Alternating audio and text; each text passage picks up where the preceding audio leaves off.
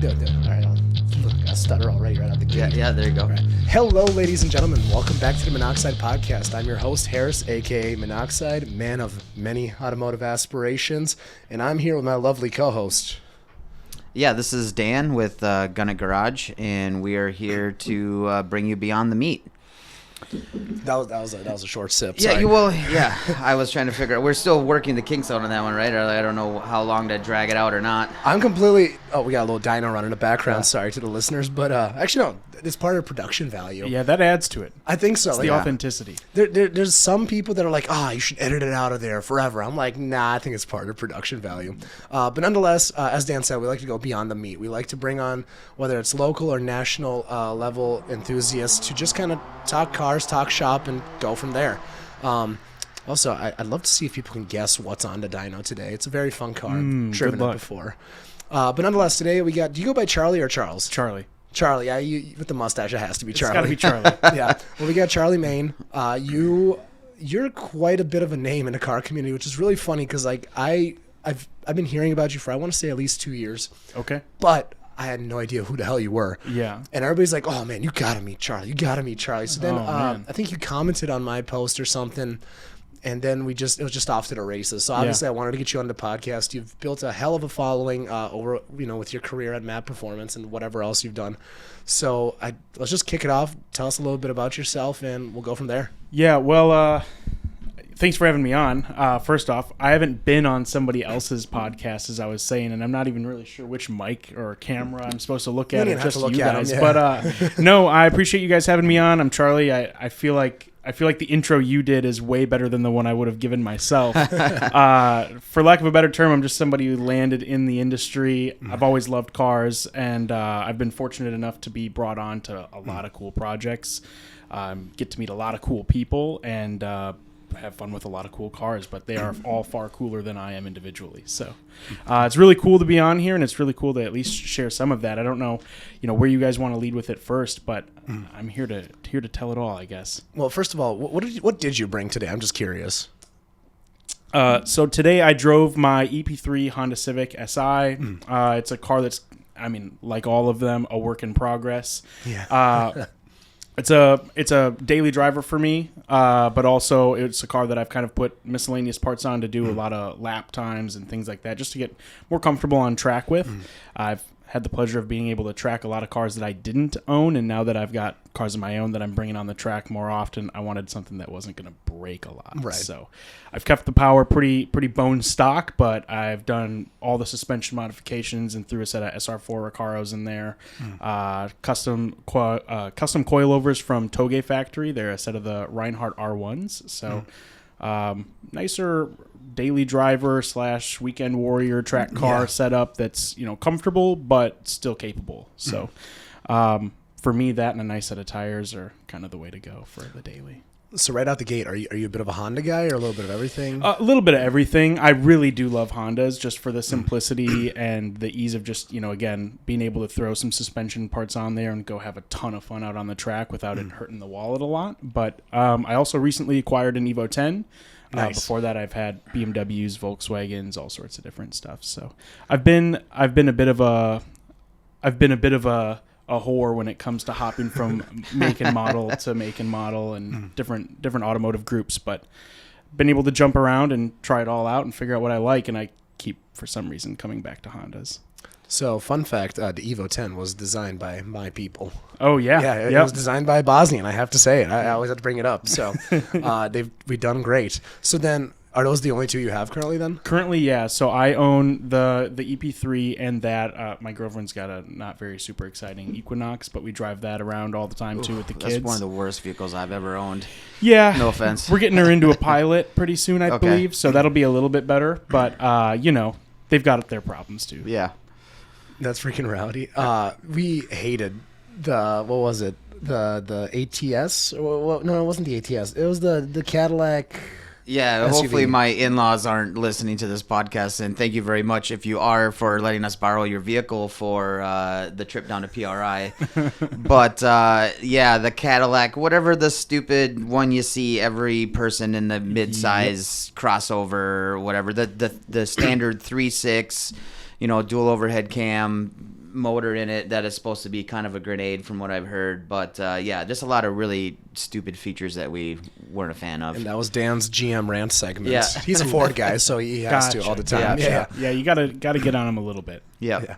So before MAP, because this is kind of like a big block of your career, what were you doing? Did you do anything in the automotive scene before that, really, or how did you get into cars? Yeah, a little bit. So first off, always been interested in cars as just, growing up watching, the Fast and Furious movies like a lot of people did. I'm 31, so I was, in single-digit ages when those first movies came out, but I was still too young to let my mom go to the movies. She said that was inappropriate. But, that led into, just like BMX stuff and skating as a kid and, all this normal car people stuff. I think a lot of car guys were skate kids growing up. I don't know about you guys, but, grew up into that stuff. Into marketing and cameras and photography as well as a kid growing up. Did a lot of like home movies, skate videos, of course, snowboarding stuff. Did all of that up here. Professionally then went more of the marketing route. Did a lot of sales and marketing roles coming into my early 20s. From there, always kind of dabbled around with cameras. I had a roommate and I that were really into cars. We both had that shared passion and wanted to do something with it. A roommate in college or after the fact? This was college time. Okay. I actually never attended college at all. Okay. It was just not for me. So you just kind of jumped in. So, okay, just because I'm curious, because I know a lot of people have done something similar. So after high school, then did you just jump in? What did you jump into?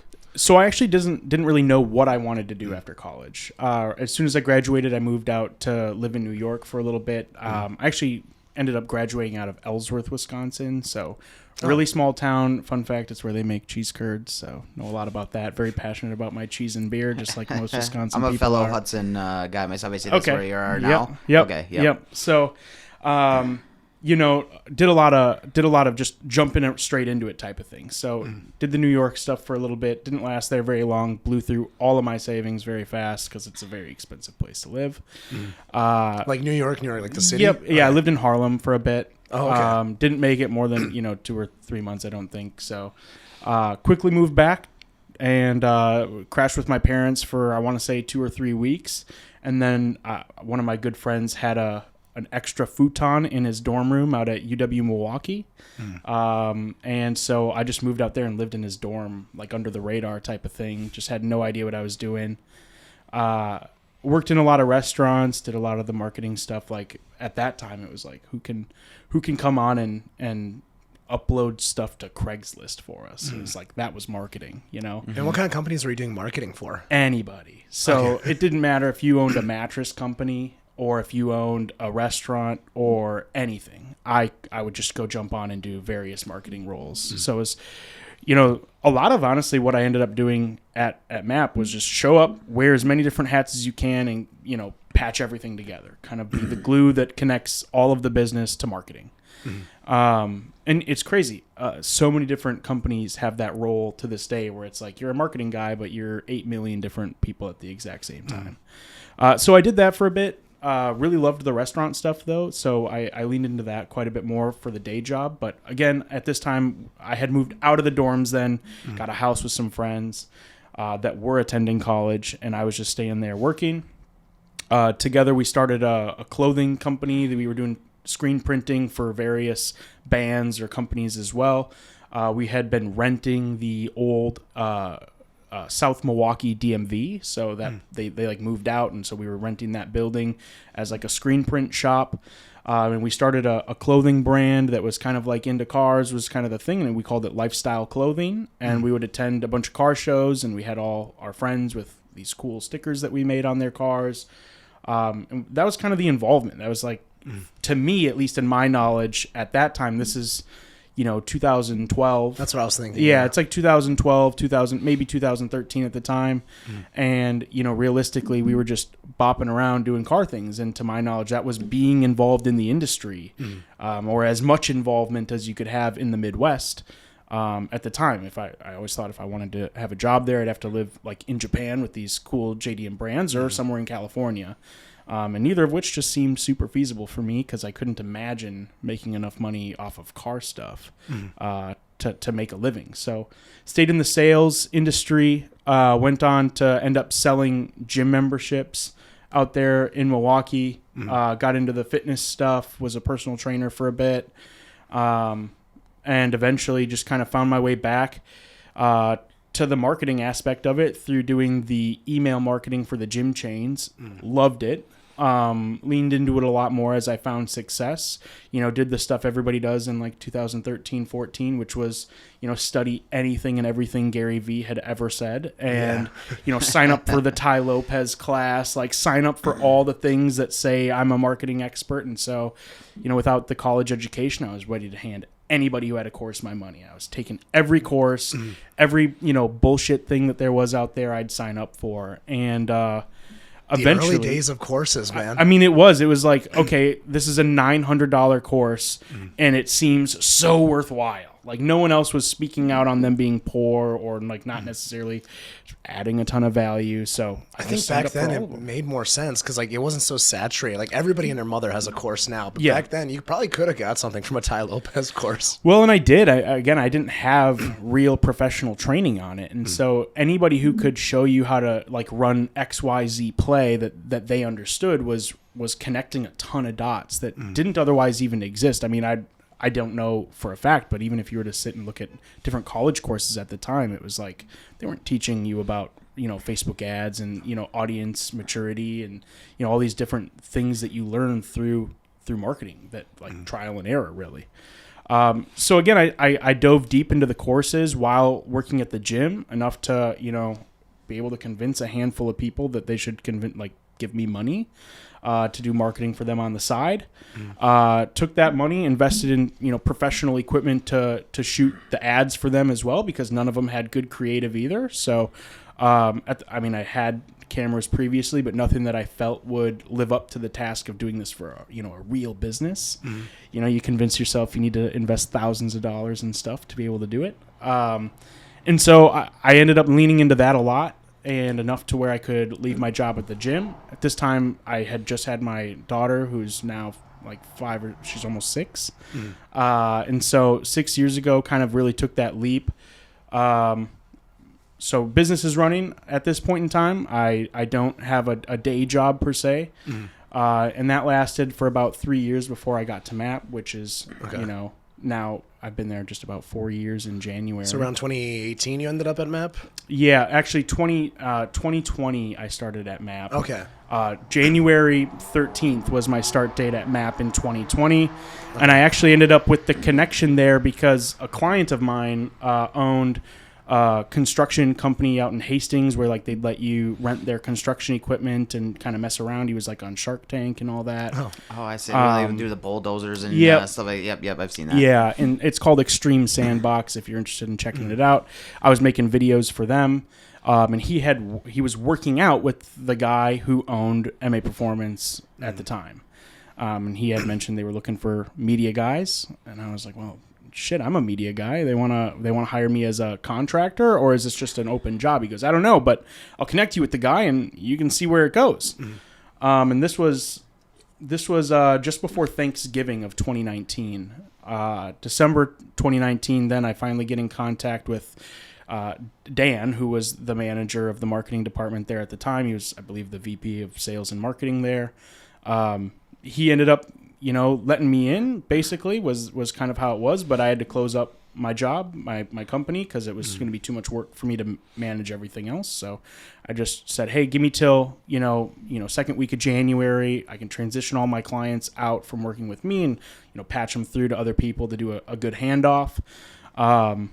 So I wrapped all that up and went and worked with Dan and worked with the guys at MAP. Originally, the job was supposed to just be connecting the new product development department to marketing. So again, kind of being that glue between departments, as I'm again realizing now is kind of a consistent theme in my life and my careers. And so, yeah, I mean, that really kicked it all off. So how many clients did you have that you had to hand off towards the end of it? I want to say at the time, so a lot of the jobs I was doing were, one-off projects. They would just be big projects that I would take on. So it was primarily in the home, like building construction, like home development sectors. So real estate agents to, Cambria countertops would be clients for me. So it was really this huge gambit of people with small budgets, big budgets. Some people were distributors in the space, and some people were just product manufacturers. So for me, I think at the time, like on retainer, there was less than 10, more than 5. It's hard to put an exact number to it. And then did you have like contracts in place for like a period of time, like 6 months or 1 year clients? You try to, obviously for security, you try to lock that stuff down. Plus, if you get the contract secure, you can plan on, hiring people to be able to take on, this, and then you can get a better rate with that contractor that you're hiring because they can guarantee that they're going to have that work for a period of time. So tried to do a lot of contractual work without pigeonholing myself into a spot where that was all I had, and I just wasn't fortunate enough to be able to turn down other business at the time. Especially being a new dad, it was like if somebody's got their checkbook out, I'm taking that money. Yeah, absolutely. Yeah, that's kind of like what I'm thinking about. Like, I'm even thinking about dialing this side of things down back to like 1 episode a week, for example, just to focus more on the marketing side of things. Sure. Just to, again, have that stability, right? Because I can't. It's hard to make a living just off TikTok highlights while I can, which is pretty nice right now. But the thing is a lot of that can just disappear. And, as you've learned, is when you have these skills that you could put to work for other companies, it's a lot more stable, I'm assuming. It can be, yeah. Yeah. It's all about leveraging your network, really. I mean, and once you've got a network established, again, I think they're the ones who really give you a platform to stand on. And I think the contacts equal contracts or network equals net worth type of situations become pretty prevalent when you go out on your own. Well, does the space you're in, when you're doing YouTube videos, you're doing stuff like that, does it get to a point where, so they hire you on and then your department almost, does YouTube also pay businesses and companies when you're getting, hundreds of thousands of views and stuff like that? Because I've always thought about that. So like Palm Beach Dyno or VMP Performance, I'm a big Ford guy again, they'll do like just an installation video on their products, right? And then I was like, man, this thing has like 300,000 views. So would they also get revenue? Like they're putting out that video as a training for installation of their product, but would they also get kicked back money from the platform itself? Yeah. I mean, in short, yeah. If it's a monetized channel, they're collecting ad revenue. But it's so minimal in the grand scheme of things. It's not much. Right, because ad revenue is not. I mean, I don't know a ton of people that are getting rich off of just their ad revenue. But okay, so yeah, I guess I was just wondering if it got to a point to where like it funded the marketing department, so you don't get that kind of money from. So like in perspective, would the MA Performance ad revenue fund the MA Performance marketing department? Correct. Is that maybe yeah, kind of it self-sustains itself at a certain point. The answer is absolutely not. Okay.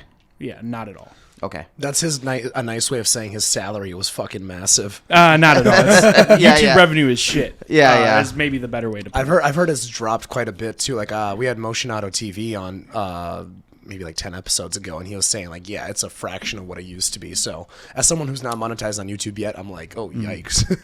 I mean, and like it's a cool target to get. It's like a really cool like pat on the back feeling to get that monetization badge and whatnot. And obviously, it's better than nothing.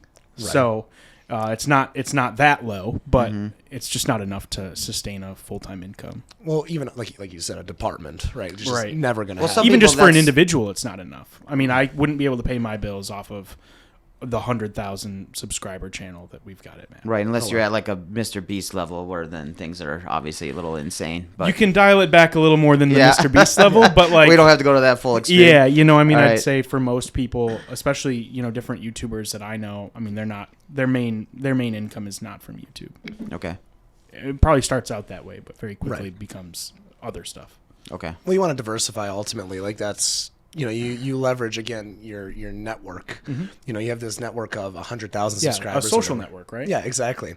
Like, and the ultimate thing is, for example, like VMP or whoever, if they have 300,000 views on their install video, that means that they can come watch your video on how to install the parts they you buy from them. Like that's why you had the MAP channel. So, right? and that's one of the things I think with MAP. One of the things that I think from the outside looking in may not seem as obvious, but we weren't always looking for a ton of views from a video. A lot of times we were looking to curb the amount of time that our customer service department would have to spend to answer questions. Yes. If we can, or the number of returns we would get on a product. If it's complicated to install, we may do an install video just so that we get fewer returns, because people can install it without a ton of headache. So we would do the install video for a lot of different purposes, not just because we thought it was going to get a ton of views on YouTube. I just thought if it was like maybe an accidental bonus, you know what I mean? Like I understand why they're putting out the videos, because that obviously you're going to need that for install. It makes life a whole lot easier than having that platform to have them out there for somebody to get just a hold of is great. Yeah. But I didn't know if like, oh, hey, we created this whole thing to have install videos. Now it's actually generating revenue on its own too. I didn't know if that was ever like a goal also in a big company like that. Not necessarily. I wouldn't say that we ever put that up as like we should do this. Oh, and we should do it with this much more effort because we're going to get paid, Okay. $1,000 from this video on YouTube.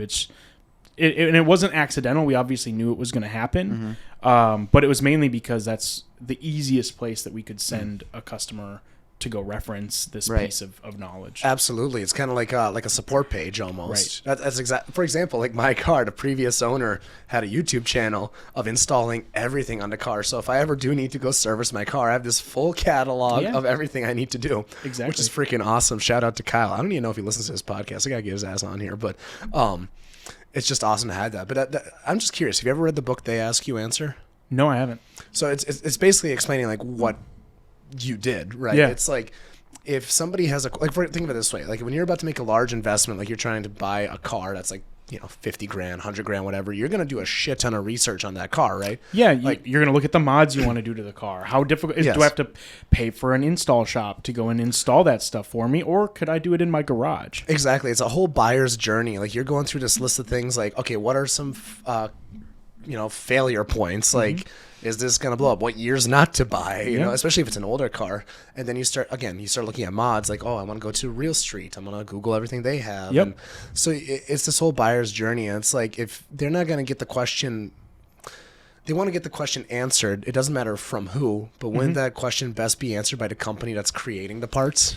Yeah. I mean, and when it comes to content that we did do for views, right, there's a lot of the comparative content that was obviously for customers to be able to make buying decisions for, and that exact point is where we tried to catch consumers. Was you'll see a lot of the more popular videos that I did there were like top 5 catbacks for XYZ car, and obviously on one hand it was because we wanted to highlight what we could sell customers and what we did see selling, right? We have this massive library of what sold for how many times and for how much money, and we can go in through and rank that and just show people these are actually the top 5 that are selling on our website. These are actually the ones that people are buying, but even within that there's certain parameters that we've set, right? It has to be an exhaust that we had the ability to get our hands on. If it was some super rare company out of Japan that made catbacks way long time ago, but they sound awesome and look gnarly, right? That's just not an option for us to sell a consumer, because exactly. Well, it's like sometimes a consumer wants exhaust number 3 because they like that tone better too. So you want to enable the consumer to buy what they want. You're just getting the knowledge. They'll do with it as they please. Yeah, and it's funny. Last week I was actually just referencing one that I'd made for the VA WRX chassis. And so it was like top 5 catbacks for your VA WRX, like 15 to 21. And the top comment on there was like, I love how you laid these out in like a non-biased way. And even though the one you manufacture is in the list, you gave them all a fair chance to stand on their own. And that was always it. It was always just lay the information out there. Don't try to necessarily guide anybody towards each one, because each consumer's going to have a different set of needs. And if they see the bias too, again, it might be huge turnoff. Exactly. Oh, absolutely. Again, that comes back to the book They Ask You Answer, right? Like the guy, he had a pool company or whatever, put out a bunch of articles, and it's like, well, why do you want to get this type of pool over this type of pool? Yep. Super huge. I recommend people read that book. It's pretty killer. It is a quick read, and it changed my perspective on marketing. It's because like I feel like for decades it was just kind of push. Yeah. Now it's like we're switching to this education sort of mindset. So that's what I'm trying to do for my clients too. It's like, let's educate your customers before they even come in. So I know it's kind of getting away from cars here, but it's a great conversation to have because there's a reason MAP had a lot of success. I feel like Because like you were to get okay. Were you the one on the ad where you were walking through the warehouse? There are so many videos of me walking through warehouses. I actually made a joke about it in our most recent video. So. It always caught my attention. Like, and I actually use you guys as an example when pitching, clients. It's like, there's a reason that they are as like. How many businesses are out there that have 149,000 Instagram followers? It's very little when you look at it in a grand scheme of things. I mean, like especially automotive, right? Right. Like there's somebody I want to consider reaching out to because they're a quarter of the size of their direct competitor here locally. You might even know who it is. But their competitor does way better content. And that might not necessarily mean, ad revenue, but it's brand recognition. It's huge. Yeah. I mean, there's so much of those videos that is like very intentional, but comes across as very like nonchalant, like walking through a warehouse. Like there's a reason for that. It's because like the hook is able to be more dynamic and engaging if there's movement. They were so good, dude. They always got me. I'm glad. It's a huge compliment to hear. The number of like house parties or bars that I've been at where someone's like, "Hey, aren't you the guy who like told me about how to buy a downpipe for my 10th gen Type R?" It's like, I did. Which one did you go with? They're like, "Well, I bought this one because you said it was the best." I was like, good. I'm glad it worked. I'm glad, and I'm glad somebody found value in their purchasing decision too, of course. But it's wild to actually think that it does turn into dollars. So, well, exactly. And sometimes, have you ever ran into a struggle of figuring out ROI? Is that a conversation you ever had with the business? Yeah, it's always a conversation with the business. So. And there's a number of ways you can go about it, right? There's like literal ROI, right? You could put a trackable Google link in the description of anything, and you could legitimately track sales that go, I watched your YouTube video, I clicked the link in your description, and I followed that through to this, conversion on a website. Those are the dream customer. Yeah, that's the ideal way of telling that story. But what you'll find is that that's only a piece of the puzzle, right? And furthermore, it's even harder to track that through because, for example, if they're going across multiple devices or across different accounts, like say they watch YouTube on a one account because this person is paying for YouTube Premium, right? So now they don't got to watch the ads, but they're checking out on a different email in a browser that's logged in under their actual email. So like none of this stuff is super holistic, right? It's hard to paint that picture from start to finish, where every customer came in and what piece of the pie that they ended up, converting on, whether it was attributed to an email or a browse abandonment thing or an ad that they got hit with after the fact or just the YouTube video. ROI is always a conversation that you'll have to defend, and proving it through multiple different ways is oftentimes the way to go, in my opinion, where you've got a few different ways you can explain an ROI, but everyone's going to want to point it back to the most guaranteed way they can say those are the dollars. Exactly. Well, it's difficult, right? Because like some people are impulsive and they buy superchargers like at the drop of a hat. Yeah, but I'm not watching a YouTube video, clicking the link in the description, and then swiping my credit card. So that's so uncommon. I am impulsive like that, but I must be impossible to track because I'll watch a YouTube video. I will never ever click the link in the description. Yeah. I will go to your web. I will get the part number. I will Google the part number to make sure you do have the lowest price. Because if I've now watched your video, I've decided this is what I want. Now it's time to find who's selling it for the cheapest. Yep. So then I go in and I Google that. So trying to track me as a customer, I'm sure is a huge pain in the butt. Unless I guess they're listening quite often and pretty thoroughly. So I don't know, but I put way more thought into when I actually make the purchase. I do decide that I'm going to get it pretty impulsively, though. Well, exactly. It's just a whole track. And this is why, I have this conversation with Balto all the time, Daniel Balto. Yeah. I'm like, it's hard to get that ROI story. Who do we have a conversation with recently? Oh, no, so I'm doing my highlights from my episode with Nick Colaroso, the guy from the SEMA Future Leaders Network. And it's, you get these people who he calls them spreadsheet warriors, or no, spreadsheet cowboys. That's what it was. So they'll be like, oh, you have to explain this line item. Why do we have this influencer? Why are we paying them this much? And it's part of a bigger story. Because, for example, Adam LZ, freaking huge, right? Yeah. There's no way that you could track me buying his shirts from an ad, but I'm always looking on his website every couple months, all right, does he have a cool shirt? Yeah.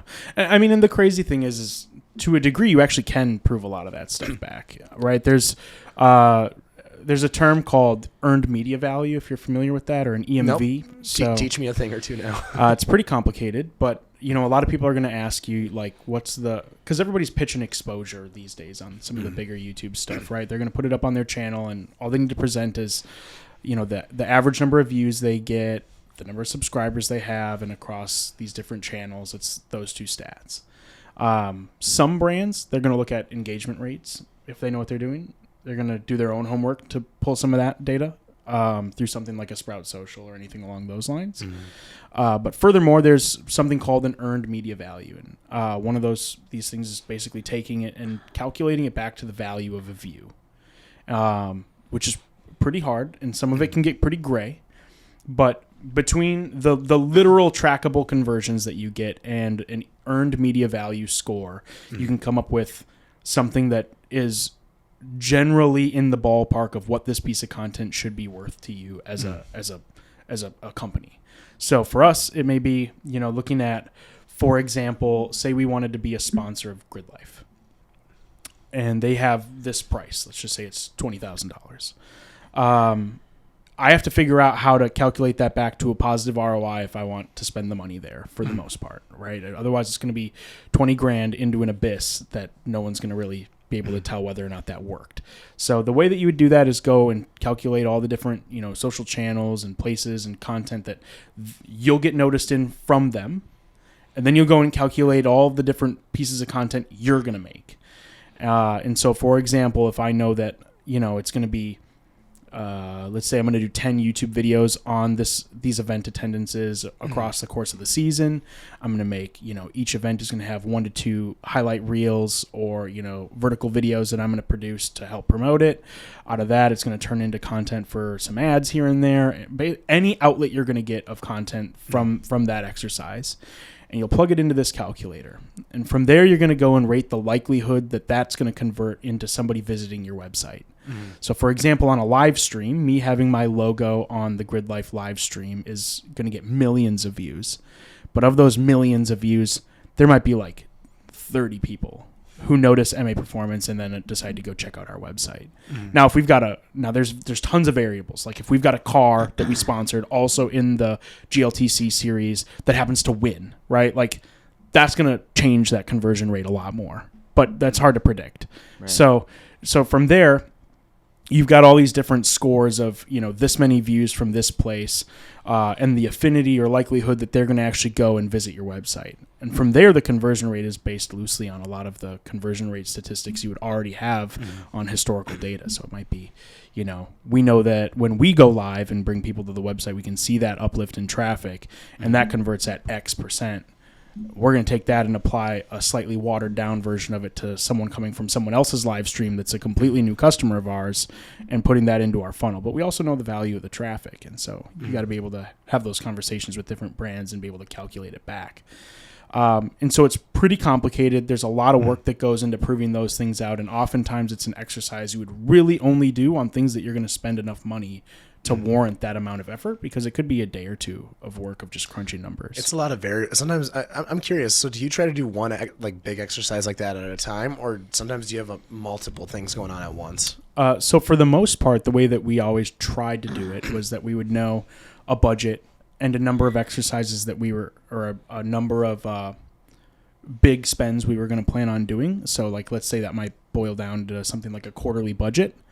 And then we would know that, whatever it is that we're going to want to spend that budget on needs to prove it to be X amount of views or X amount of thing with an affinity of this. So you could do the exercise, carve out the budget, and then find things that fit it or wait for opportunities to approach you that you could jump on. But, that's how you spend your budget pretty quickly. Yeah, that's a lot going on. Are there any projects that you had fun doing, I guess? Or what are some cool projects you've done, I guess? I'm sure you've done a number of them in your tenure. So I know you had Mr. Kyle Larkin on here, a.k.a. Tiny, as we called him around the shop. Yep, twice. Yeah, he's been on here, and I'm sure he talked a little bit about some of the builds we did there. Obviously, Tiny and I worked super closely together. He was the mechanic in a lot of these projects that I would plan and he would have to install all the dumb shit that I signed us up for. And a lot of the times, again, these were all projects that we had proved back to some sort of earned media value that were going to be worth our time. And those are bigger projects, right? We'd plan for X amount of builds. We were going to plan for, X amount of projects. And there's so many, right? I mean, I think the first one that we did was building the Evo 10 that I recently purchased. That was my first project there, which turned into us building, and it was really just shop cars at the beginning. So it was the Evo 10, then we built the VA WRX, then we built the 10th Gen Civic Type R. From there, we did a little bit on the Supra, the Mark V Supra that we owned at the time. I can't remember who bought that. But are these AJ. just cars that you guys AJ bought it, purchased for product research? development? Yeah, Okay. product All right. development purposes. So I don't know if you'd ever been to the map shop, but we No. had a dyno in house. We had tons of lifts and stuff because at one point it was a service shop, but they quickly developed into producing their own stuff and being this e-commerce thing, and so the service side kind of went away. It was like 80% of the headaches and 20% of the revenue. You know, the whole 80-20 split, So when I got on, there was a handful of in-house projects that we did, and that year was 2020. Towards the end of the year, I think that was COVID hit around that time, and so I had wanted to do a sponsor for a driver who's relatively local to us named Sean Krebsbach. Shout out to Sean. He's one of the fastest guys I know, and also a super great dude, and you should have him on here. He's got a lot of cool racing stories. Okay, what does he primarily race? So he has an Evo 9, or it might be an Evo 8, but I'm not. And he's also got a 135i. Okay. Also that he races. So super fast driver.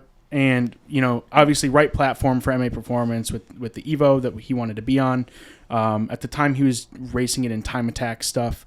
And the Global Time Attack Super Lap Battle out in Buttonwillow was happening. It happened, I believe, in November every year. So, or maybe it was earlier in the year. I can't exactly recall the dates at this point. But so there's this race going on. He was looking for a little bit of help with some parts and products to get out there. So we signed up to help out, but we knew again that through our EMV, it's not like he was, big on making content on the internet. But we knew that if we went out and covered the project and the success or fail of his weekend was going to be more valuable than just counting on him attending the race and doing well, which, again, he did great. Yeah, that's really tough. So that's something I talk with like smaller people who don't have a social presence whatsoever. Is it possible for these people with no presence to get sponsorships and stuff like that? There is. I think we could do an entire episode of this just on like how to get sponsored from brands. Great, let's start. But I think this was my favorite project that we ever did, was really just working with Sean. And it was not because it's not because it was the most notable project we ever did, but it was one of those projects that I think because we ended up going out there for about 2 weeks. So Sean trailered his Evo out there and our shop Supra out to California for us. And so we flew out, myself and Dalen. We flew out at Dalen Snow. He worked with me a lot at MAP, did a lot of the new product development and vendor relations side of the business for us. And he's just been around the industry forever. So he knew a lot of people. I, at this point, knew nobody. Nobody knew me. And very few people, really, it's crazy once you get out of the Midwest how few people know about MAP even. Because you got brands like Evasive that reign supreme out west. So nonetheless, we flew out there, met up with Sean at the track. He ended up doing pretty well, ended up in second, lost to Amir Bentatu in his NSX. Because Amir laid down, I think, is the fastest time he's ever had there, broke track records like on the last session of the last day, same song and dance that a lot of people hear. But through this, we met, so many people that are really close friends to this day. I mean, this was the first event that I met Dustin Williams at. He was there running his S2000 at the time with Tim, and Tim was looking for an air oil separator for his Subaru. And we had one in stock, so I just put it in the Supra before it left, threw it in the Supra with Sean, brought it down there, ran to those guys, popped the trunk on the Supra, exchanged the air oil separator, and that was kind of how our relationship with them kicked off. Was just, connecting over this single event. We ended up meeting the guys from Art of Attack out there because their Supra was broken. And we had someone at the shop that we could patch in to help fix their Supra because someone was able to patch in and help fix the tune on their Supra. It was just all these different connections were made, and we actually ended up staying out there for about 2 weeks going and doing vendor visits. So like Pop by Gretty, Pop by Eibach, Apex, all these different shops that we had been really big fans of forever. And a lot of that is like the relationships that I think have, become really good friendships now to this day. And so that was probably my favorite project. It wasn't like a build that we did. It wasn't, anything crazy, but, just helping out Sean really proved to help me out with my relationship side of, meeting people in the industry outside of just the Midwest, which I think flourished quite a bit. I'm really itching to. I should do a grid life next year. I have to at least do one now. Yeah. Like I've been so. I don't know if you know who Piero Pucci is, but we've had him on the podcast before. Big grid life guy. Yeah. Like he needs to do it all the time. Like that's what he lives for. Yeah. And he's got us all excited about it. But then we, I think you talked to the grid life people I did, over there. yep. Well, I'm curious. What was your conversation over there? So I just wanted to know if you're gonna run a circuit like that, what because they do a lot of it over in California as well. So my thing was like, can I just do the Midwest part of it? They do like 6 tracks or whatever over the season. Mm-hmm. So I'm like, I just want to do these 3 really close to home. And they're like, absolutely no problem. So they have different packages on how many track, whatever, you can pick which ones you want. Mm-hmm. But you can do all 6 or you can do 3 or whatever. So that was my main conversation. What did it cost to do like 3 of the Midwest ones? Roughly? I don't remember what it was. I basically just got a little pamphlet, and he said that their prices weren't live on the website yet. Mm. Was that at PRI? Yes. Yeah. Yeah, but I don't think it's crazy, the amount. I'm not even going to speculate because I don't know. Yeah. You have any idea? Or? I don't remember. Again, at the time when I was looking at pricing for that stuff, it was for being a corporate sponsor of that. And so True. it was much more than attending just for fun. Yeah. So yeah, but I know the prices aren't that bad. It's one of the most budget-friendly series you can get into. Yeah, and if you think about if you wanted to go pay this track individually to go out and do that, then it's, you're going to spend more, I'm sure. And you don't have, I'm pretty sure Grid Life they track your times, they do all that stuff. They keep you in a ranking and all that kind of stuff. Yeah, I think they include a lot of transponders with the prices, if I'm not mistaken, which is what's providing you with the track time. But what it won't provide you with is a lot of the lap time data that you would need to really progress as a driver. It'll just tell you your time, but not. Oh, you mean like the telemetry stuff and all that? Yeah, I mean like if you were to get an AIM Solo 2 DL, like you'd have a lot more data that you could base your track times around. Your braking, all that stuff. It keeps track of all where that. you were on throttle, how much throttle you had put in, where on the track you were when you did it, versus lap time versus lap, and then you kind of can compare the overall data and figure out where you suck. Right. Yeah. Man, I'm really itching to do it like that. I don't know what it is. Like I have a constant fear of dying, but when I get behind the wheel of a car, like all that just goes away. I don't know what it is. Like I just am I like to think I'm a little bit riskier as a driver. Now granted, go-karting I'm fucking terrified of, but that's also because I'm a big guy and I've almost flown out several times in my go-kart. But like for some reason, like throw me behind the GTI or even like Mark's Mustang, like I just just 1,000 horsepower GT 500. It's like that's all. Let's rip it. It feels different because you're in control, right? I mean, I know it can get out of control, but like I don't know. For me, anyway, I feel like I know what the car can do, especially my car. So I'm like, all right, this is where I want to be at with it. And then if it starts to get squirrely, I'm like, all right, let's dial it back. So like being in control of it, being a passenger and something like that is absolutely freaking terrifying. Yeah, I don't do the ride along thing. No, I've like never sat in someone else's drift car. Like I'm just not gonna. No, that was pretty fun. I honestly, you were with some extreme professionals though. That's true. I gotta say, I don't know what my scariest ride along has to be. I feel like it. I could never do the Kyle 1320 thing where he just hops in someone's Texas 2K car and goes and flies down the highway. I could never do that. Not anybody. Like that's the thing. Like I the only person I've ridden with that's in that 2,000 horsepower plus range is my buddy Minneapolis Mopar, and that's just, to be fair, the first time I ever did it, I was just like, all right, let's see what happens here. But then I don't know. I think you have to gauge how level-headed someone is. True. And doing the 1320 thing, it's like just jump into anybody's fucking missile is great. Like for example, I think they had an RS3 that burned down or whatever in one video. Probably. And he's like helping him out with the fire extinguisher or whatever. Just rowdy. Yeah, I couldn't do that. I mean 1,000 horsepower maybe, but when you start getting into those built at home builds. Yeah. And like you see.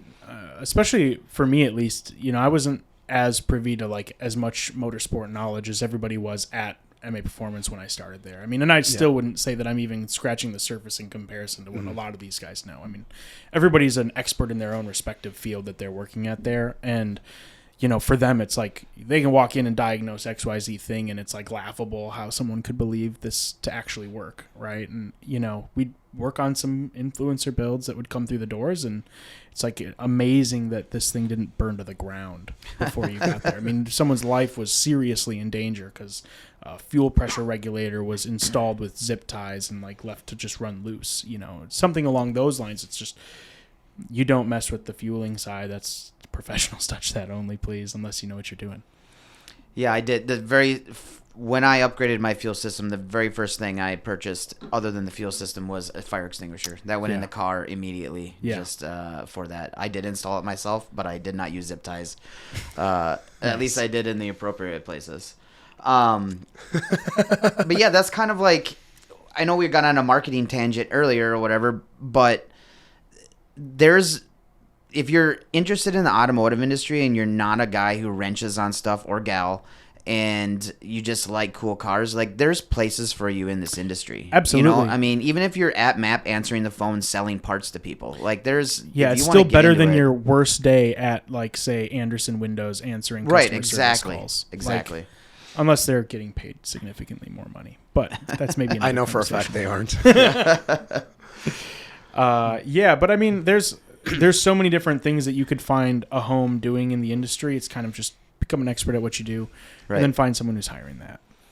Everybody needs help in every department, whether it's purchasing, warehouse, customer service, sales, marketing, e-commerce, purchasing, just product procurement. I mean, just finding where this thing is from where and when and all that. There's so many different jobs you can do. Mm-hmm. All of the jobs that exist in the normal world exist in the automotive industry. You just that's have to what find I'm finding. Yeah, that's one of the things that I keep telling myself is like, if I go back to a normal day job, it's like, it'd be nice if I could end up at a company like, QA1 or Viking or something, like something that's, again, in the space, like super niche, and, I'd have to learn a lot, but it's like, I don't know. That's kind of what I'm clamoring for if I end up going that route. It'd be really cool. Yeah, I think it'd be cool. I think it'd be cool to see you land somewhere if that's what you want to decide you want to do. But, I mean, again, there's so many different jobs you could do. It's just a matter of figuring out which ones you want to fall into. And, again, I'm struggling with this currently. It's like, do I go back to because I've done so much on this podcast in the last 6 months to where I could do everything that people see right now while doing a full-time job, which, by the way, this is a full-time job at times, like especially when it comes to the highlights. Like, I'm 10 episodes behind right now, but it's quite a bit. But at the same time, it's like I've put in all, like, I could outsource an editor or whatever. The first person I would hire to handle my editing would be Jason Sean. Like, right out the gate. That kid would be on my payroll immediately. I shouldn't say kid because he is 18 now, but nonetheless. Finally. He's still a little kid. Dude, he's so fun to travel with, dude. Oh, my God. I got to show you a photo after this podcast of him on the rally. It was interesting, but anyways, where the heck was I going with this? So smaller people that have they have talent, right? And we see this all the time in motorsports. Is people have the talent, they just don't have the money or whatever to continue to build that talent. So you mentioned this a little bit earlier, like it could be a whole episode on itself. But how would someone who doesn't have a massive following, this guy here, pursue something like a sponsorship when it comes to motorsport? So it's really interesting you bring it up, because I actually had a conversation about this at PRI with some of my friends that are at HKS USA, and it's because obviously, as being HKS, everyone would prefer to get sponsored by HKS with their products. Like if there was an inbound spot for those inquiries to land, it would be overcrowdedly full. And I don't believe there's a place to even submit a request for sponsorship. But sponsorship used to actually be something that, like, originally the brands would find someone that they wanted to sponsor, and they would go sponsor them for various purposes. And it's because there was like an evident value back to the brand for sponsoring this individual. And over the years, that's kind of flipped a lot, right? Like, huge. People are approaching brands with what the benefit is to them, and trying to flip whatever that perceived value may be to the brand based on what they believe that brand wants to hear. And a lot of times it's, I'm going to make YouTube videos about this, or I'm going to make content for, XYZ platform about this. It's usually a content in exchange for product type of proposal that they're pitching. And a lot of the times, you don't need to, I'm recently kicking up a personal YouTube channel. I haven't published anything to it yet, but I've made pitches on content that I'll produce for that channel to different brands, and a lot of them have said yes. And a lot of it's because, again, they know, I know how they're going to want to use the content. And I know, if my value exchange is content, for example, what it is that I have to provide back in return for them to deem a positive ROI. A lot of the times, though, it might be like product validation, right? It might be product data testing or something along those lines. Like I've personally sent product out to people who have no YouTube channel for them to install it on their car and go try to break it, because I know that they're a really great driver. And I know they're going to go beat the piss out of this thing on the track. And if my product can hold up to that guy, it can hold up to everybody else who's just putting it on a street car. So is that what you're saying? Okay. I've always said that I'm the number one person you want to R&D, because I will destroy something. The way I drive is it's fucking absurd. And wait till Ian on a track, I'm excited to get back on there to just see how much damage I do. Right. Is that something that you would? I'm curious. Were people reaching out to you to get sponsorships? Like when you were at MAP? There's tons of inbound sponsorship requests. And does that go through you then? Yeah, that would all start with me. A lot of them, truthfully, didn't go through. Like there was not many of them that got approved, primarily because I would already have a relationship with someone who owned that car that I would want to have test that thing. I'd say I'd imagine that 95% just don't work out.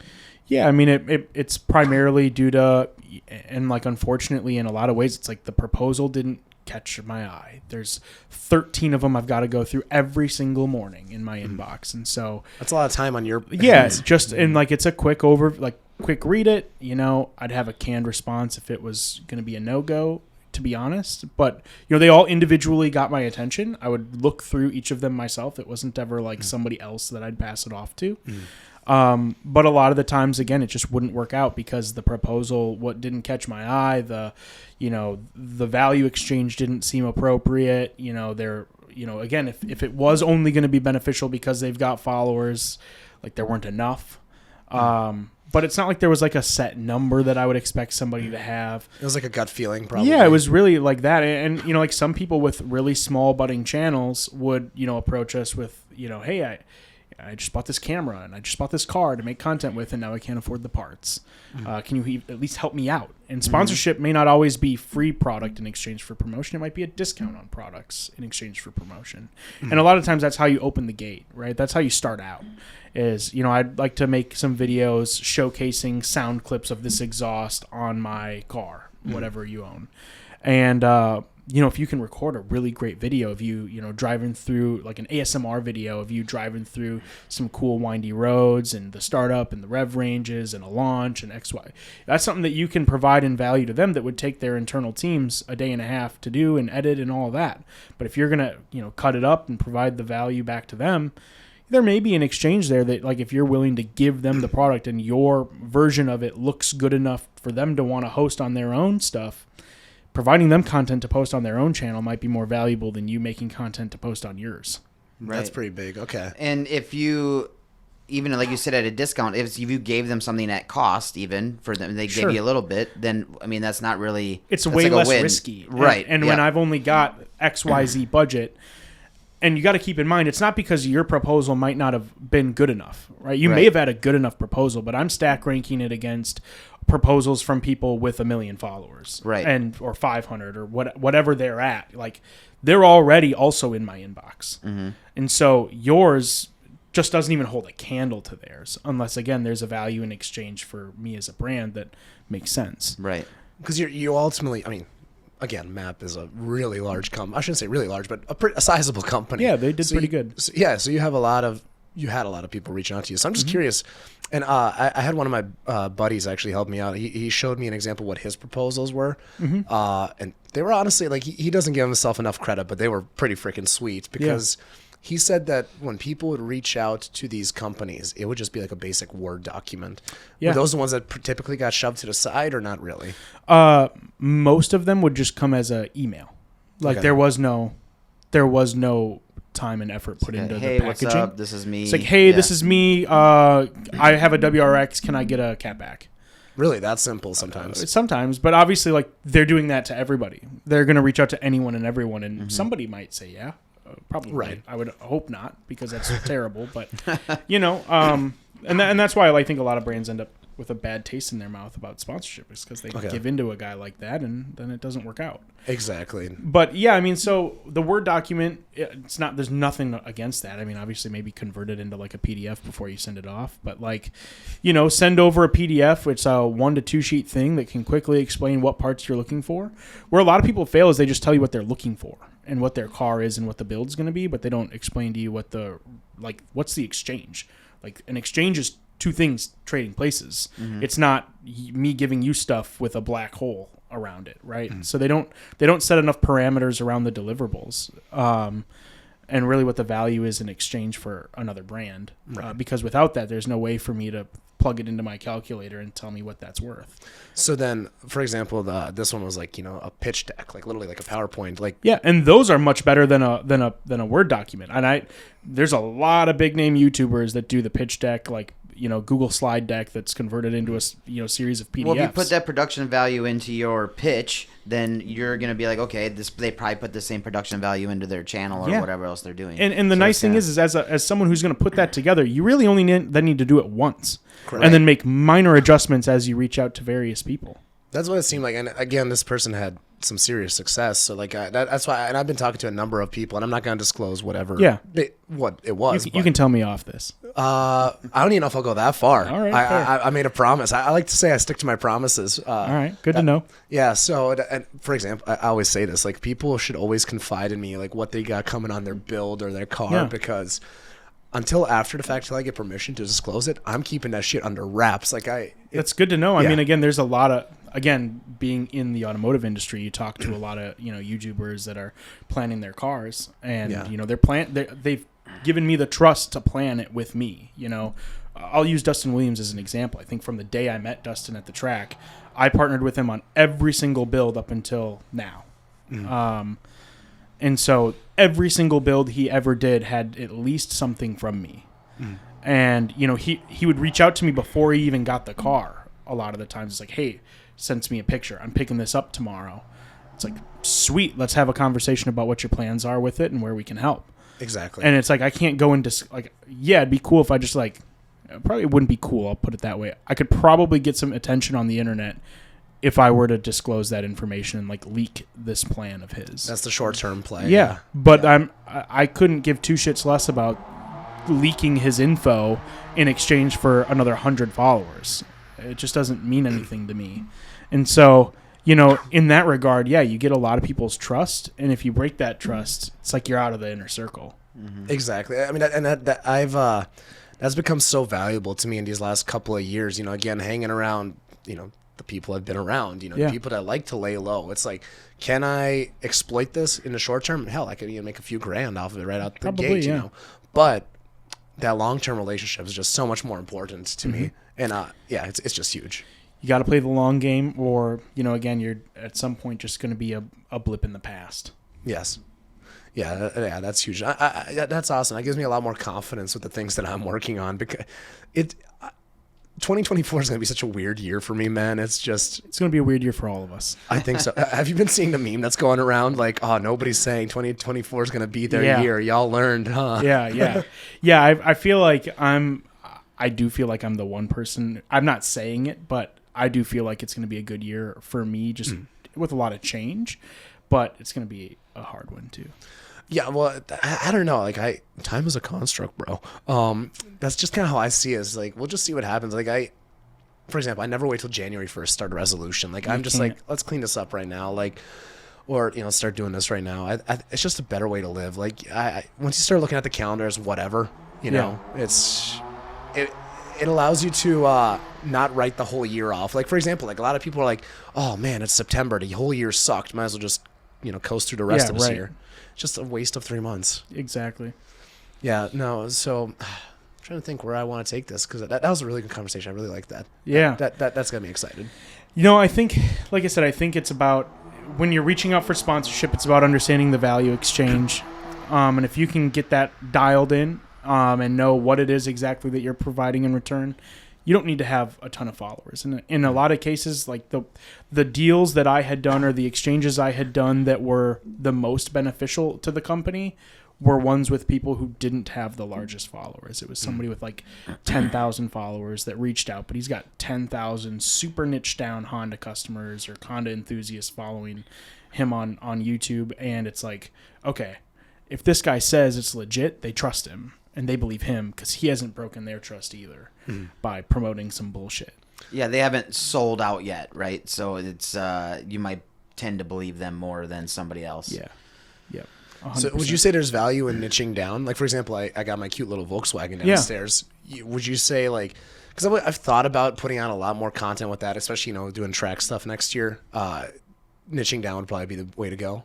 It depends, right? I mean, it super depends because if you want to be known as a Volkswagen guy on your channel and garner the trust of a lot of other Volkswagen enthusiasts, and then in exchange in time start to reach out to other brands that manufacture or sell Volkswagen parts to work with them, then I would say yes. That sounds like it would be worthwhile. But if that's not 100% the path you want to commit to, and some of your content might be advice on taking really great photos, it's not to say that like those aren't intersections that can happen, but niching down is oftentimes going to be a lot better than it's going to be easier to grow than not. It's going to start off slower, but over time, right? There's how many other people just have Volkswagens like yours? What's yours? A Mark 7 or Mark 8? Yeah.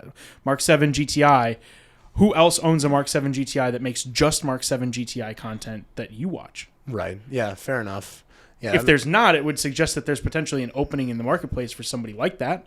But it also could be because like there's just nobody cares. Yeah, I mean there's but I will say there's so many Mark 7 GTIs that were sold. There's tons of them out there on the road. Tons of them are getting modified. I know that because it's statistics I had to look into before we made Mark 7 GTI parts, or somebody had to. And, we know how that number comes up. But again, there's people out there, whether or not that's you, though, is really something that you'd have to figure out what you want to commit to. Like, I'm not going to just make Honda content because I own a Honda. Right. That would be easy to do. And I'd probably get some videos with some good views on there, but the rate at which those people would convert into followers to keep up with the rest of my life, if I was making vlog content, for example, probably going to be pretty slim number of those guys. Yeah, that's the good and the bad about what we're doing here, right? Is we have such a wide variety of car enthusiasts, but ultimately they're car enthusiasts. So, I can't even begin to convert the ratio or whatever. But like it's like if this episode gets 1,000 listens, which I'd be surprised if it didn't, it's like how many of those people stick around for all episodes, right? So that's kind of where I talked to Jacob from GPP about this. Like, I'm not trying to get 1,000 per episode. I'm just trying to build out a catalog because like even my first episode that I did with Sean, just talking about the fucking E-Ray Corvette, like that is a sizable amount of listens because people go back to the beginning. But like I never planned on it getting more than 30 listens. Yeah. So it's interesting that you put it that way. So because like niching down would be awesome, but at the end of the day, I do want a GT 500, I do want a Supra, and I want a Viper. Those are the four I want into Saul. Okay. Those are very different audiences. Very, very different cars. So yeah. Okay. Something to think about. Yeah. No, and I think one of the things that I've kind of been kicking around here as we've gone through this topic is some of my more favorite projects. And again, I think there's a laundry list of projects that I've gotten the chance to be a part of. We did, like I said, we've partnered with Dustin on every one of his cars that he's done since the day I met him, which has been really great. Again, he's a great representative of products for different brands. It's like very few and far between I hear that someone had a less than stellar experience with him. We've done some stuff with Adam LZ. I know you mentioned him. We did some engines for him and for his Evo 5s. We did a couple of those. The Gears and Gasoline guys, great content that they make. They're like one of the people who I've worked with professionally that I still love to watch their content. It's not like I can see through that barrier, whereas, I've been behind the curtain on a lot of these where it's kind of hard to watch now. I don't know if Kyle got into it when he was on here, but we definitely did the Tommy F. Yeah stuff. That was an experience. And, there's just been a big list of people that we've had the pleasure to work with, and a lot of cool cars I've been able to document over the years that have come through the building that is no longer going to be the building for MAP anymore. That was so sad when Kyle shut down or gave the keys away or whatever. He's just like, yep, this is the last day at the dyno. Yeah. There's been a lot of sad days like that, where, it's kind of been happening in waves where people are leaving. I don't want to get into it a ton, of course, but there's so many people who've put a big chunk of their careers into it. And, again, I hope it goes on to do cool stuff, and, I'll make a whole video about it eventually, but, I think there's just it's the end of a lot of people's chapters, but I think what they aren't realizing yet is that the book's not done. It's, dude, a few weeks ago, I went over to visit JWP because that's where Kyle landed. Yeah. I'm like, I'm getting pizza for everybody, dude. I'm excited. I'm so happy you ended up at a cool shop like that.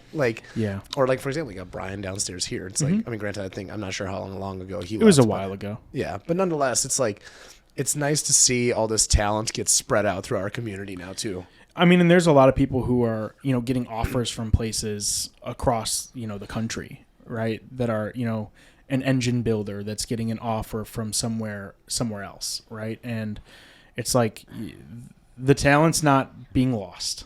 Yeah. Everybody's got opportunities to go do other stuff. And again, there's other people that are going to be taking their shoes as the company moves on to, being in another building. And I really hope that it goes super well for them. But, again, it's just sad to see people who, put so much time and effort into it that currently feel a bit lost. Yeah. Sad to see everybody look and feel lost. This happens, though. I mean, businesses all over the place in all kinds of industries. I mean, businesses grow, they get bought out, they move, they make changes. Parent companies come in and they change stuff. Some parent companies come in, they don't do shit. Yeah. I mean, it's just part of corporate America. I mean, it is. I mean, we saw it with Grimspeed, right? I mean, their stuff was really aggressive when Grimspeed was purchased and moved out of the state. I mean, they just moved everything, shut the whole thing down, and again, obviously, people found new homes, right? Art went on to Patience Metal Fab.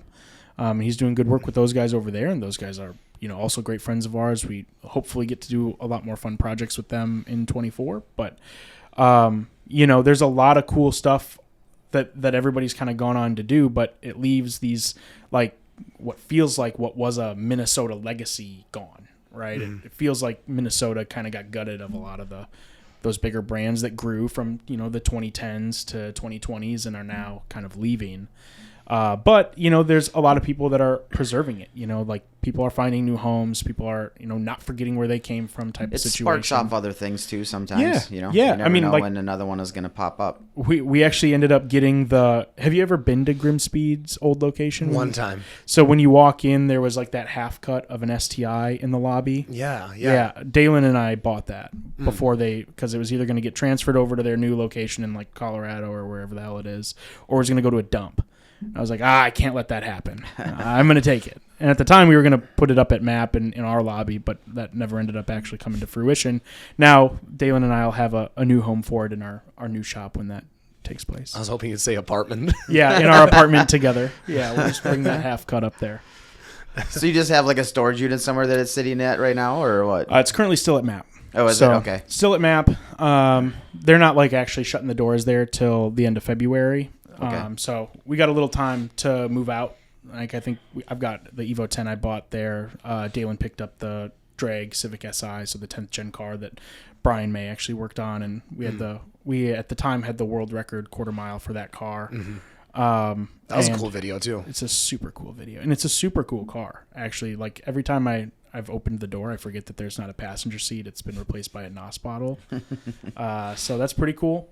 And then I got the Evo 10. So we got so much stuff to just pack up and get out of there. But all the content studio stuff we were able to purchase. But a forklift we bought, car lift, pallet racking, all the stuff you'll need to kind of run a shop.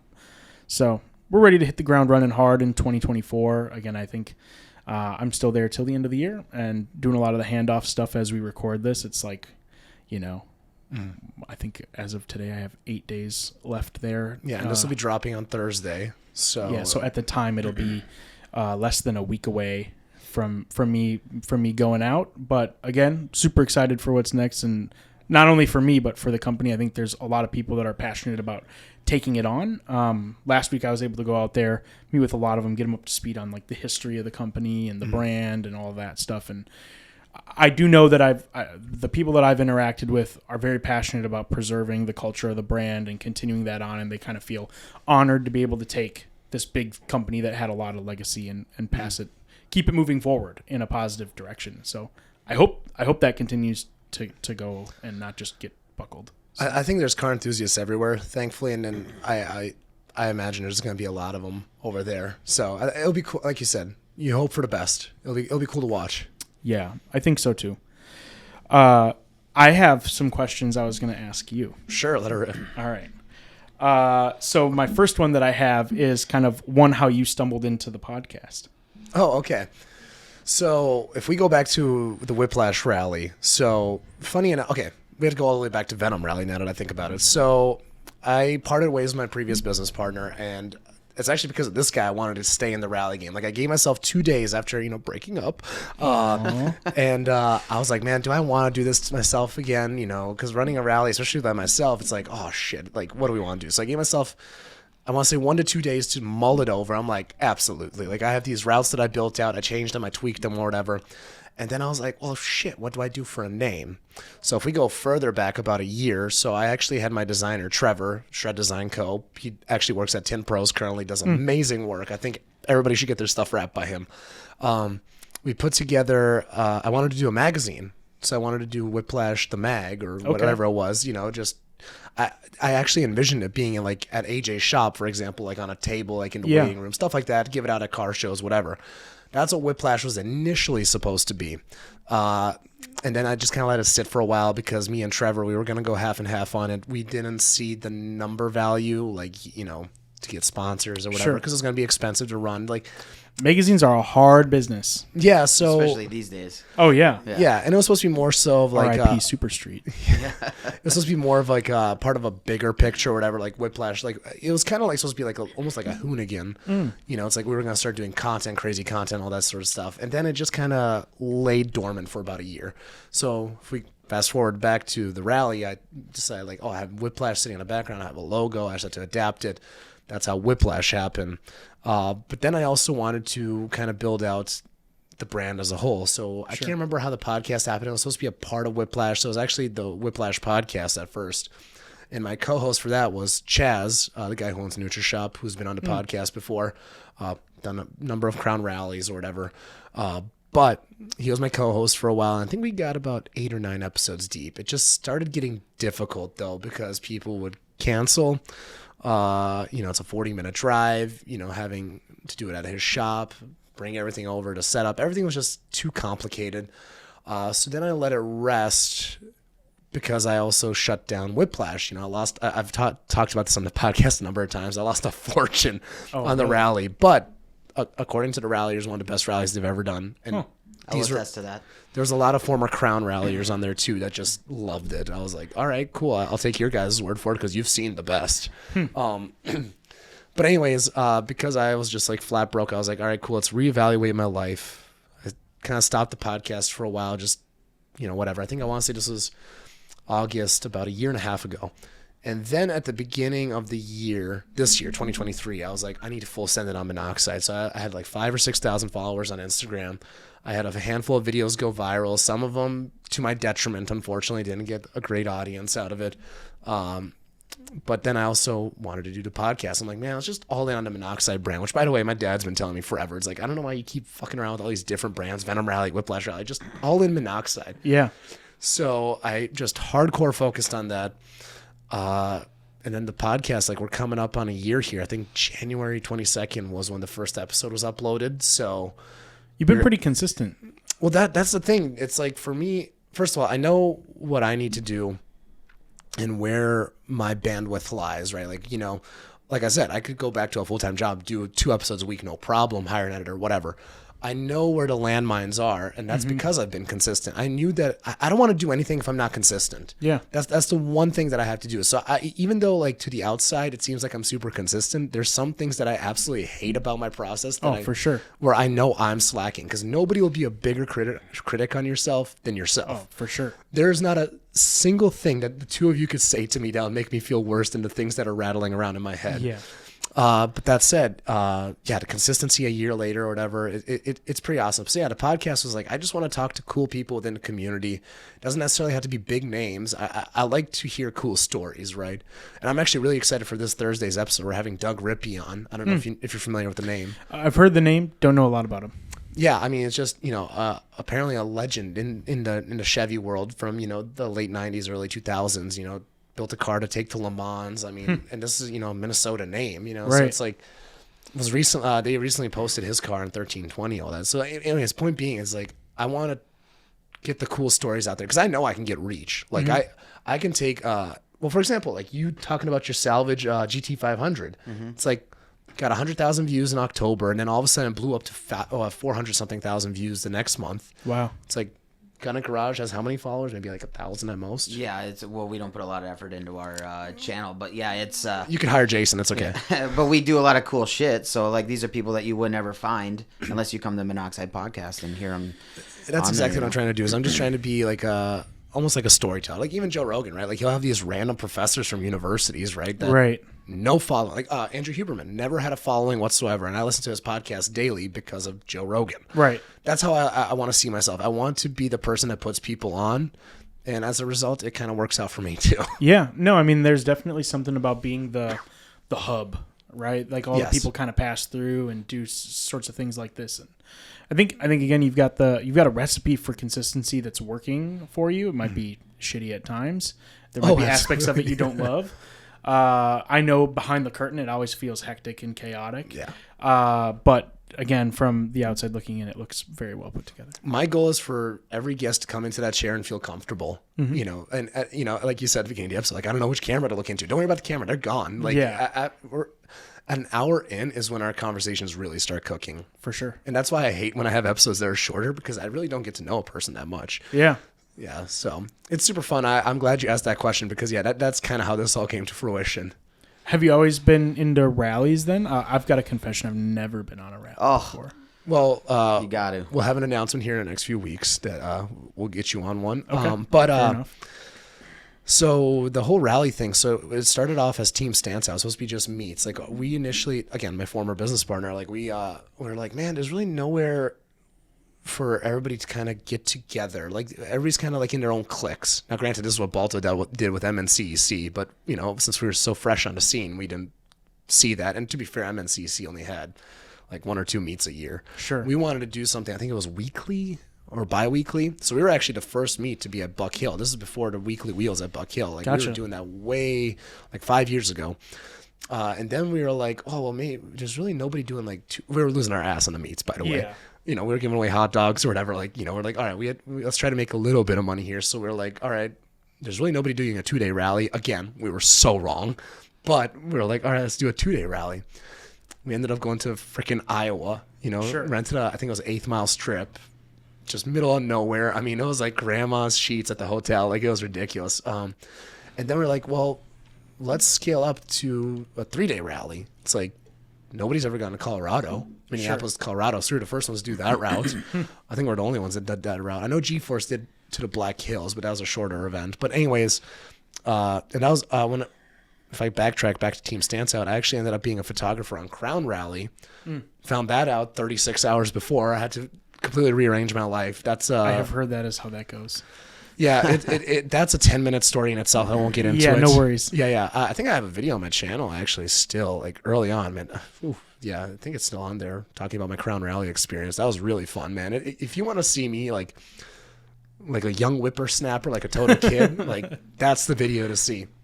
But yeah, no, I've been hooked, and then I've been running my own rallies. I've only participated on one as an actual participant, I think, 1 or 2. And that was kind of an unsanctioned one anyway. Yeah, there's that one. Yeah. Or was it? Oh, that's right. Last year. What defines a rally as being an unsanctioned rally? we have one that we just in our tight little rally group that we kind of throw together. We were supposed to do it this. It's usually in the fall.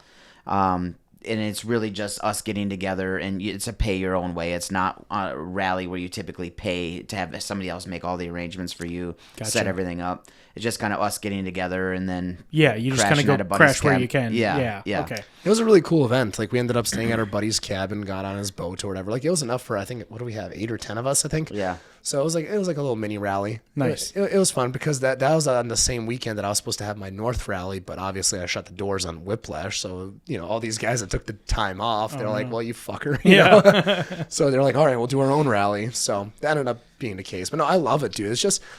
It's a different type of event. I think everybody who can afford to do so should. I think if you go too cheap on the rally route, it just becomes a glorified cruise.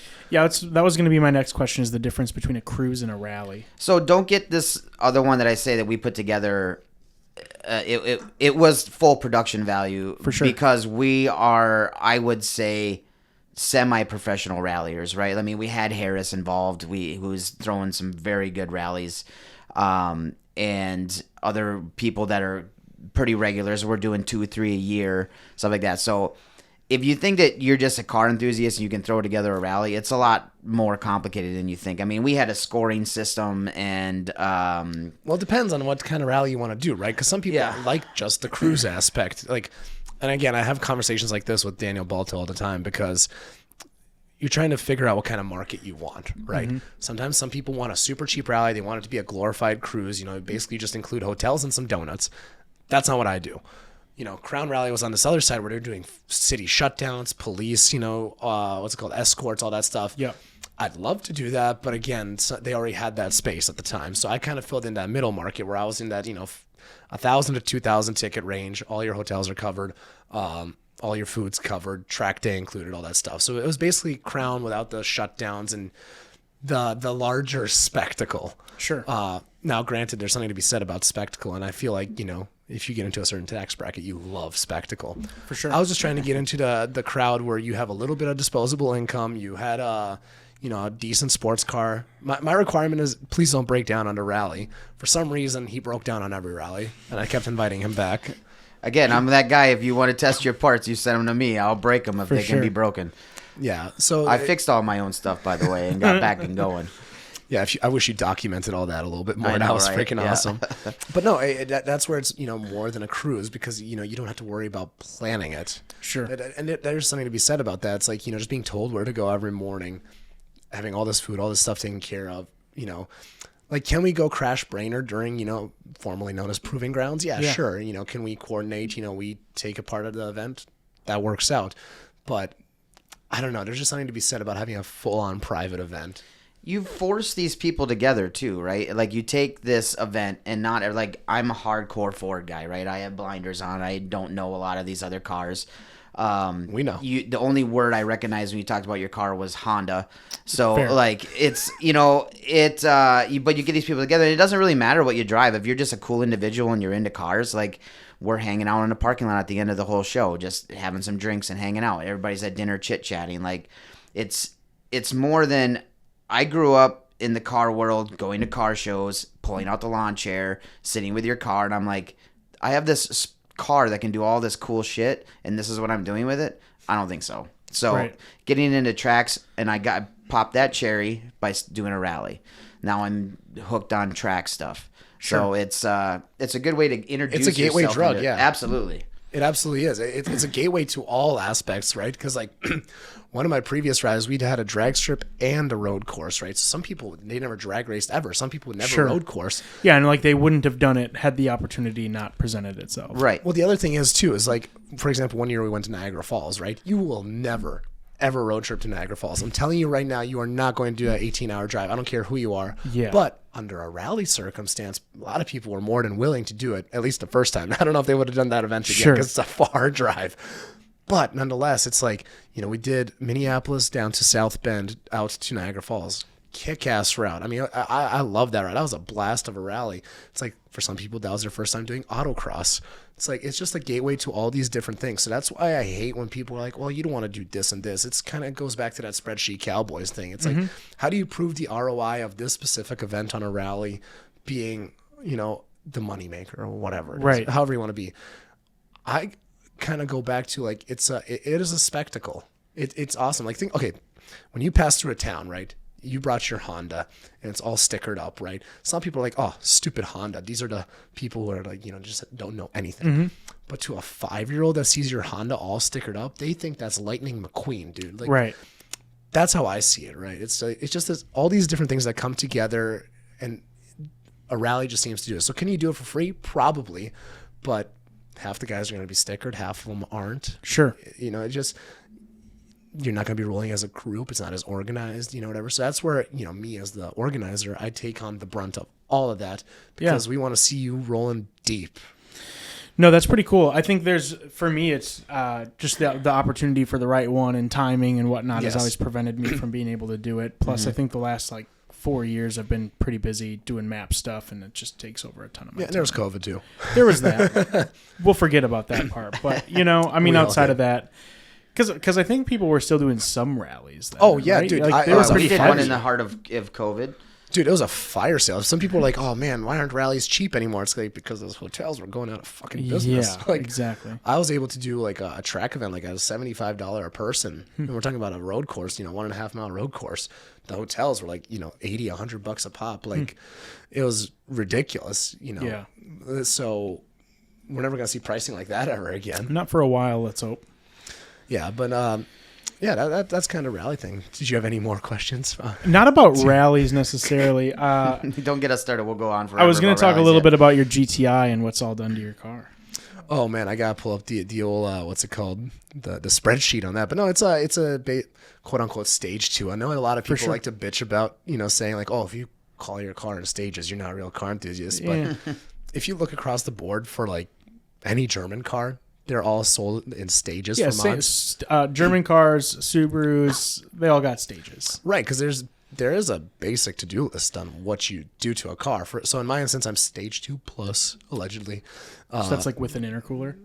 Yeah.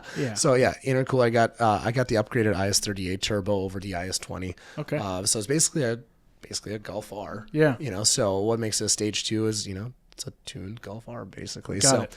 That's the short way of putting it. I would love to give me a proper coilover sponsor. I love my Bilsteins, but I could use a more expensive set. Yeah. Have somebody properly dial it in. But no, just previous owner did a great job on that.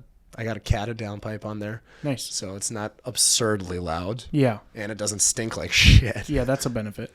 Yeah. But with the new ratified tune that I'm getting on there, I will have, rolling anti-lag on there, 2-step, all that. Which, again, for a little car that makes only 340 wheel, it's still fun. So I'm debating going catless just so I can spit some flames. But just because I'm annoying like that. But at the same time, being around these guys who like to give longevity to their cars, there comes a point where you could 2-step and anti-lag a little too much. Yeah, there is.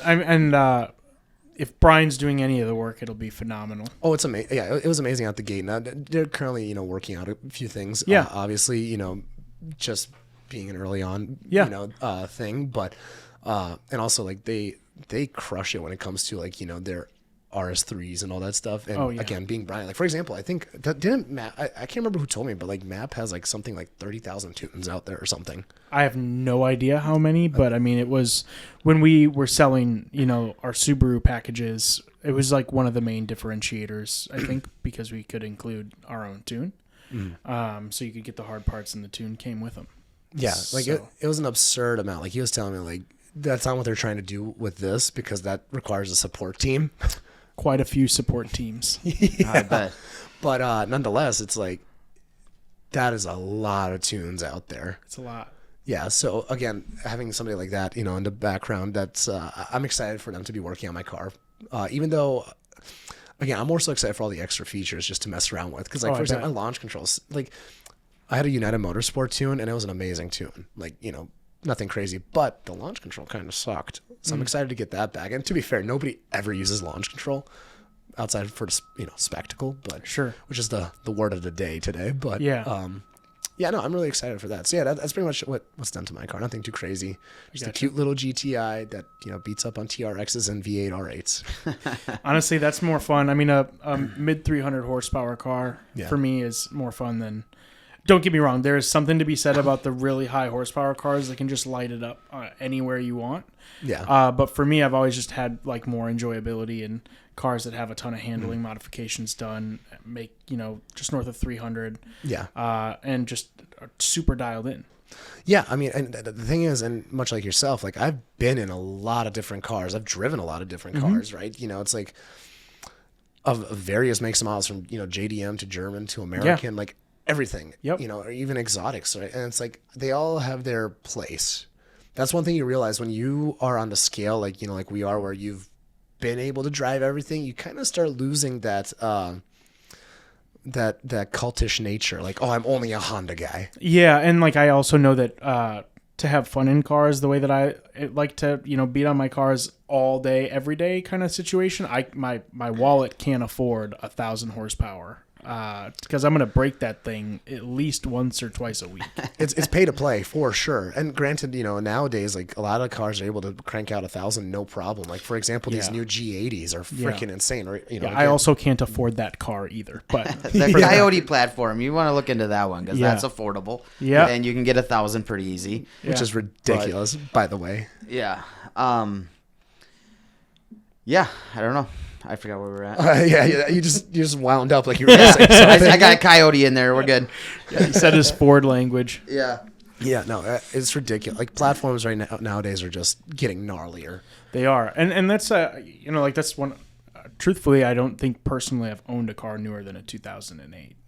Like I've stayed in those realms. I'm super happy to daily drive my old Honda Egg car, and I love it. I'm proud to tell everybody I own that car, and I recently just bought the Evo 10 from MAP. I think I've said that a few times now. Brian helped me set that car suspension up back when I put it on originally. Brian helped kind of pick out some of the aero components I put on the car, and as the car comes back together, I'm hoping Brian or some other people might help me get some tunes on there to get that thing running good. But I'm only aiming to make 450 with that. Which that's a lot of fun. It is. That's a lot. That's more car than I can currently handle around a track, and I promise that. But to go put down solid lap times, I don't think I could really drive anything that made much more than that. But 450 in a car like that feels like 800-900 in a Mustang. I mean, it's different. The car is smaller. It's more nimble. There's not always. I mean, each car has its own little level of kick ass, right? Yeah. So it's. I mean, I happen to be a V8 boosted muscle car guy, but I enjoy driving cars like your Golf. Like, I mean, there's still.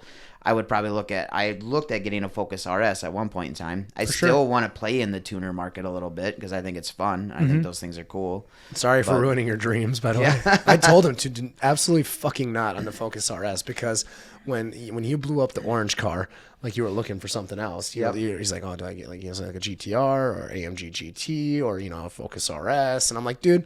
Like you've always wanted a new GT 500. Like that's the car for you. Don't stop fucking around. These cars are cool. Well, that's how I like to. I don't know. I feel like a lot of people.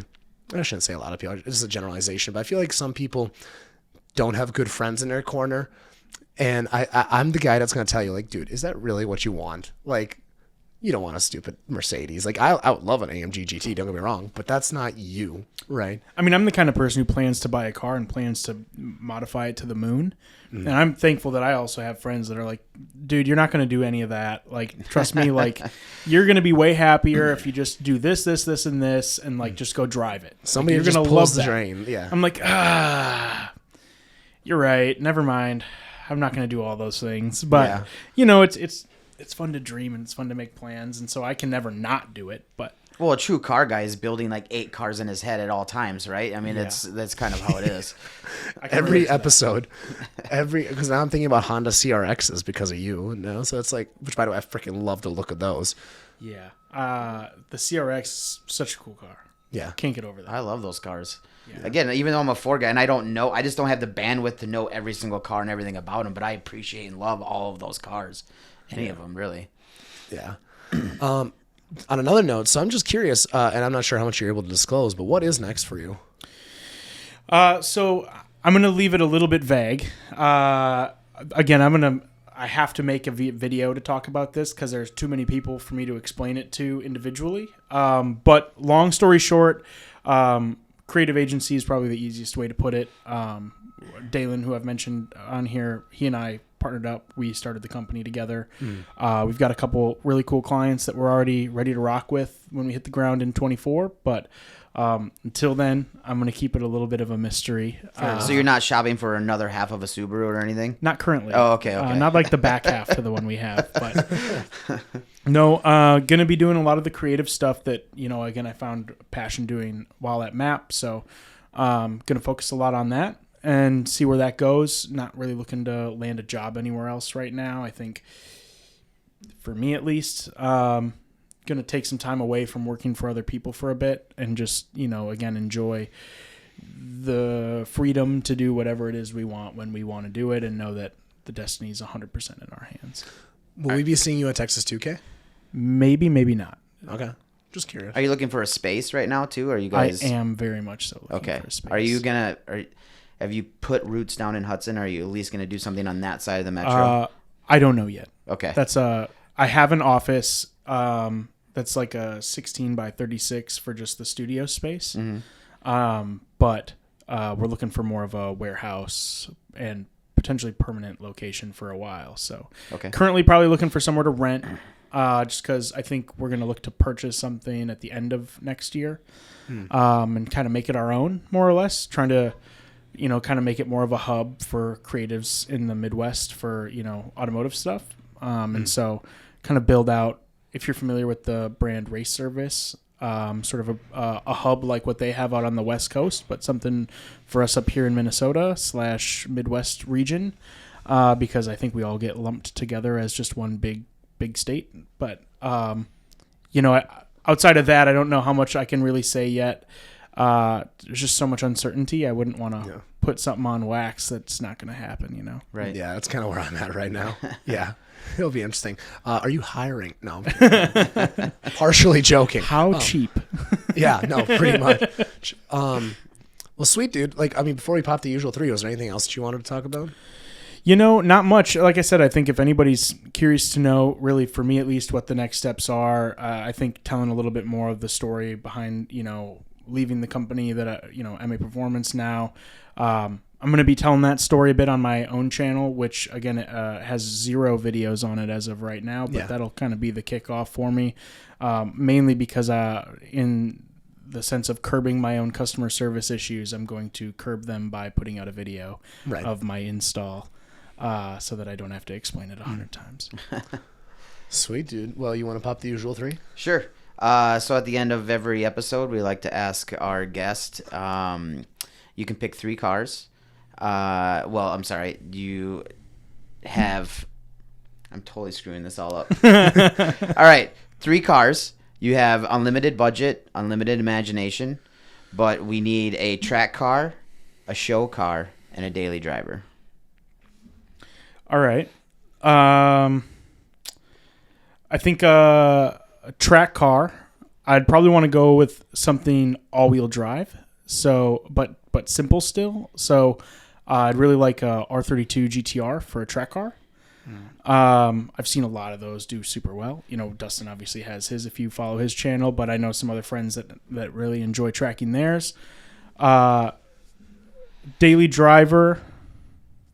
I'm going to save that one for last because I actually don't know what I'm going to answer yet. It's a tough one. That's the toughest for most people. Yeah. Show car, not because I would necessarily build it like the current stigma of like what you would assume a show car is, but probably an NSX.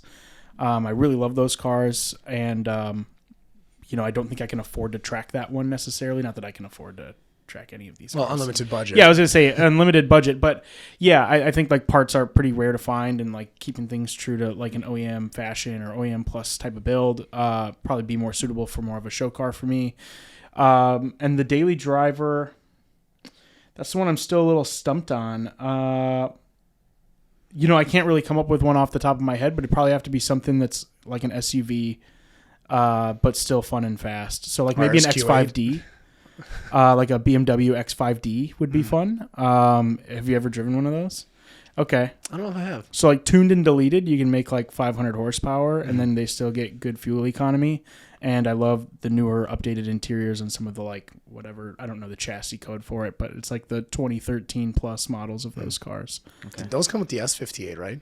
Honestly, I don't know enough about it to speak confidently on that, but like a couple of my friends have them, and they're tons of fun. They got rid of their 335Ds for X5Ds, and ever since then, budget aside, I think I would love driving one of those. I see those in the draggy forums from time to time. Oh, I bet. Yeah, and like that's the thing is they'll just shit on a lot of other people's cars. They're surprisingly tunable and quick. Yeah. Yeah, that'd be a car to take to Brian. Yes, absolutely. He'd probably have a hoot and a half with that car. He would. Well, sweet. On that note, where can people find you? So as of Thursday, my Instagram will still be map.charlie. But so if you want to follow me there, you'll have to stick around to see what I change it to. Otherwise, feel free to just look on YouTube. It's just Charlie Mayne is the name of the channel. So hop on there, check it out. Again, I'll have videos coming up pretty soon. So Sweet. And then you? You can find us at Gun It Garage with 2 N's. And pretty slow going over there. But, you know. I know you gotta put those kids to work on the editing. I know, right? That's where I fall short. I can make content and come up with cool ideas all day long, but the putting it down into the internet is where I fall short. That's the tough part. Well, sweet. Everybody, you found me on the Monoxide channel. I hope you know where you're at this point. Thank you to everybody that's been listening on YouTube. That one's been up and going. And then obviously we're on all the other platforms. By the way, you could say "Hey Alexa" now to listen to the Monoxide podcast. Yeah. So I requested this, and it is a very much pain in the ass. For some reason, there's a carbon monoxide podcast out there. I don't know what they talk about because I just start screaming and yelling every time it goes on when I'm trying to listen to the Monoxide podcast. got it. But I think what it says is you just have to say, "Hey Alexa, play Monoxide," and then it'll go. That's what she told me this morning when she told me there was a new episode available on my little Echo show that I have in my kitchen. I'm going to go home and immediately try that, so I hope it works. Yes. Oh, I wonder if Google works too. Like, "Hey Google." Oh, dude, I will let you me know. Yeah, I will let you know. You have Google as well? Yeah. Okay, I'm curious. So nonetheless, we're on a lot of these different platforms, so I appreciate to all the listeners. Obviously, thank you for sharing the show. That's how we grow. And other than that, we'll see you next time. Thank you, Charlie, for coming on. Awesome to meet you. Guys. Dan, thanks for existing, and see you all next time.